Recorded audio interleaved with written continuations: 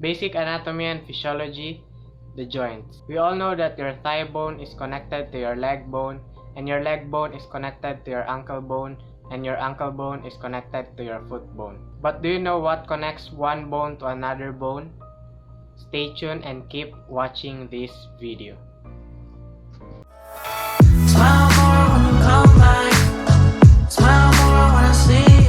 Hi everyone, this is boy Lil Z and welcome to another video about basic anatomy and physiology. But before anything else, if this is the first time you're watching my video, hit the subscribe button and the bell icon to support my channel. Also give a like, comment, and share this video to everyone at home. And in today's video, I want to share with you 4 main points about the joints that I will be discussing in a moment. Suggestions, comments, critiques, and donations are highly encouraged for the improvement of this channel. Number 1. What is a joint? Wait, let me explain. As we all know in the previous video, a bone is a rigid body tissue compacted, which holds our organ systems together. But what holds these bones together? Wait, let me explain. The structure that connects one bone to another is what we call as the joints. And joints serves as maintaining stability to the bone and to provide mobility to the body. Number 2. Types of joints. Here we have 3 types of joints: the synarthrosis, amphiarthrosis, and diarthrosis.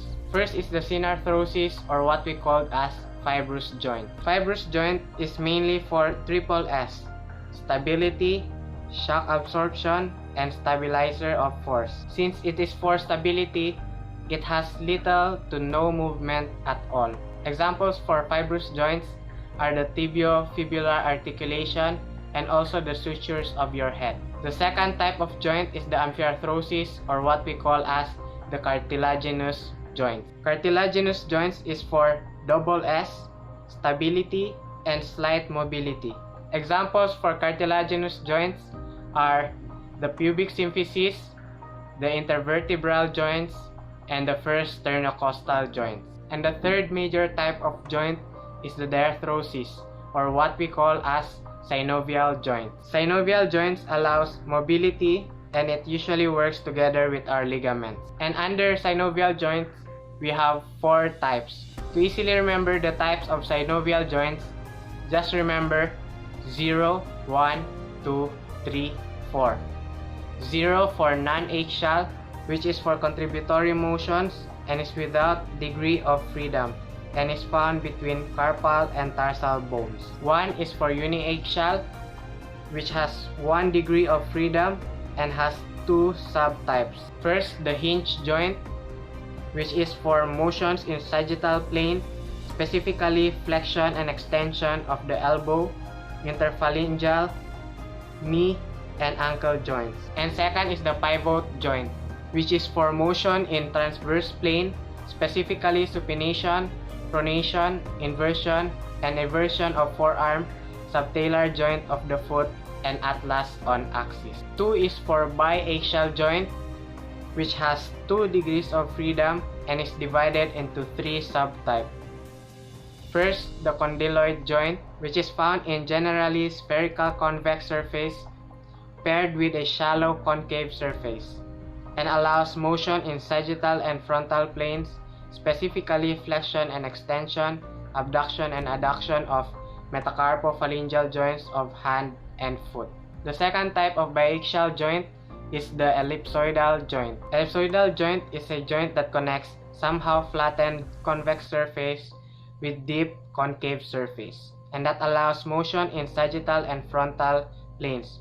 Also, specifically flexion and extension, radial and ulnar deviation of radiocarpal joint at wrist. And the third type of biaxial joint is the saddle joint. In this joint, the convex and concave surface is perpendicular to each other, and it allows motion in sagittal and frontal planes, but also with some motion in transverse plane, specifically flexion and extension, abduction and adduction, opposition of carpometacarpal joint of thumb.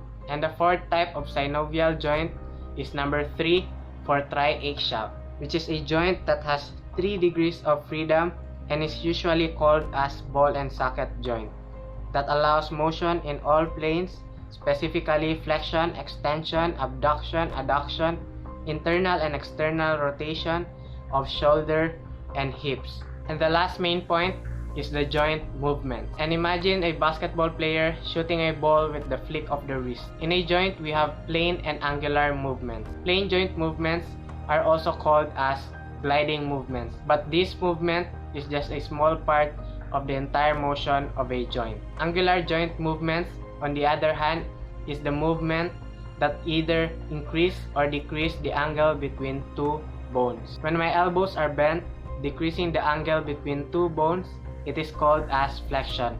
On the other hand, when my elbow is straightened up, increasing the angle is what we call as extension. And when I pushes it more beyond my limit is what we call as hyperextension. When I bring my limb away from the midline, away from my trunk, is what we call as abduction. The opposite, when I bring my limb towards the midline or towards the trunk, it's what we call as adduction. When I do the lasso movement, it's what we call as circumduction. In a joint, we also have what we call as rotational movement. Rotational movements happens in ball and socket type of joint, and we have two. Internal rotation, when you are going inside or when you are going inward, while the opposite, external rotation, when you are going outside. Internal rotation is also called as medial rotation, and external rotation is also called as lateral rotation. Also in a joint, we also have special movements like supination, when I twist my forearm anteriorly or to the front, and the opposite is pronation. And that's what I want to share with you in this episode. Again, this is just the basics of the joints, so get excited and wait for the more specific and more advanced topics about anatomy and physiology. Now it's time for trivias. Number 1, did you know that we have more joints in our body than our bones? Now you know. Number 2, the higher degree of freedom, the more easily dislocated the part is, which answers the question of lots of people about the shoulder and hip having a high rate of dislocation cases. That's it. Now that you know the overview of a joint, I hope you learn a lot from this video and get excited and wait for the upcoming videos about more specific and more advanced topic about anatomy and physiology. See you soon on the next episode about muscles. And if you haven't watched my previous video about the bones, click the link above. Also, direct links will be provided on the description box below. And also, if this is the first time you're watching my video, hit the subscribe button and the bell icon to support my channel and to be updated for my upcoming videos. Also, give a like, comment, and share this video to everyone at home. So God bless you all. See you soon on my upcoming videos. This is boy Lil Z. Peace out. Run.